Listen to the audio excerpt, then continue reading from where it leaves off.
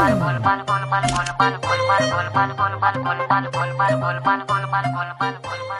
Ticket ticket ticket.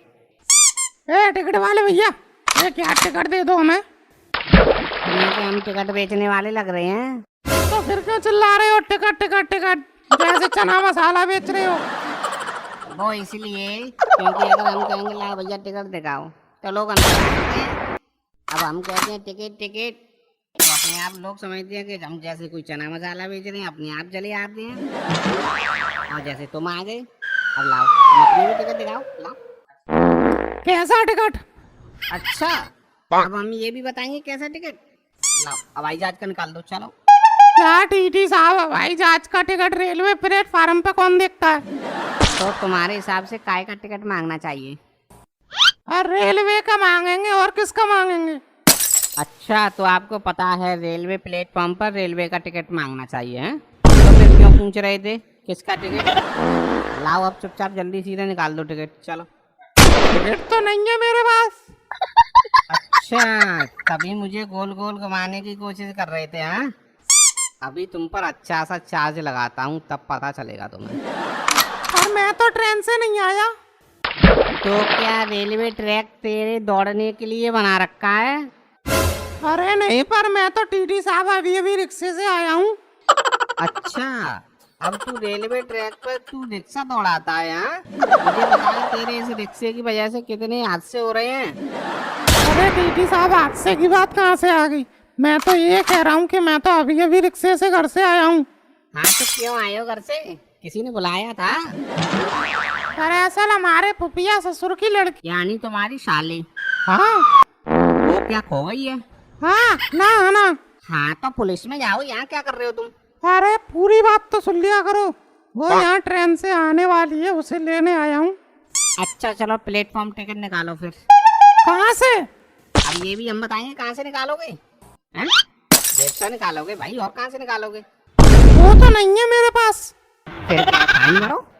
अरे TT साहब सुनो तो सही, मैं कह रहा हूँ तो जैसे उतरेगी मैं उसको लेके निकल लूंगा। निकल लूंगा? अरे हम कब कह रहे हैं भाई तू इसे यहाँ जब्त कराएगा? निकल जाइयो। टीटी साहब, ये आप कैसी बातें कर रहे हो? अब तुझे ये लगता है मैं कैसी बातें कर रहा हूँ? तब से तू बिना टिकट के प्लेटफॉर्म पे घूम रहा है, तब से ना कह रहा।